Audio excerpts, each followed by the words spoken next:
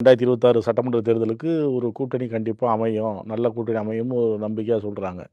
எந்த நம்பிக்கையில அது சொல்றாரு? எந்த கட்சி வரும்னு நீங்க பார்க்குறீங்க? இல்ல எனக்கு தெரிஞ்சு வந்து அவரு விஜய்லாம் கணக்கு பண்றாரா? இல்ல சீமான கணக்கு பண்றாரான்லாம் தெரியல. சீமான் தான் தனியா நிக்கிறேன்ட்டாரு. ஆமா. அவர் சொல்றாரு. அப்புறம் அவரு அந்த நேரத்தில வந்து பெரியப்பான்னு கூட வந்து கை குலுக்கலாம். இல்ல தொடர்ந்து அவருடைய நிலைப்பாடு அவரோட நிலைப்பாடு. ஏன்னா இப்ப விஜய் வந்ததுக்கப்புறம் களம் மாறி இருக்குல்ல. விஜய் அரசியலுக்கு பிறகு களம் மாறி இருக்கு. அப்போ ஏதாவது ஒரு அவங்களுடைய வாக்கு வங்கி ஏன்னா இவங்க எவ்வளோ வாக்கு சதவீதம் எடுப்பாங்க?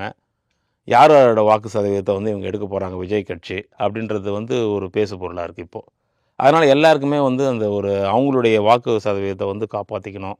அத தக்க வச்சுக்கணும். அப்படின்னும்பொழுது ஏதாவது ஒரு கூட்டணிய நோக்கி பயணிக்க வேண்டியது வந்து 2026 தேர்தலுக்கான ஒரு இதுவா இருக்கும்.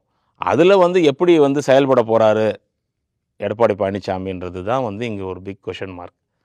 அவரு எது மாரி வியூகங்கள வகுப்பாருன்னு தெரியல.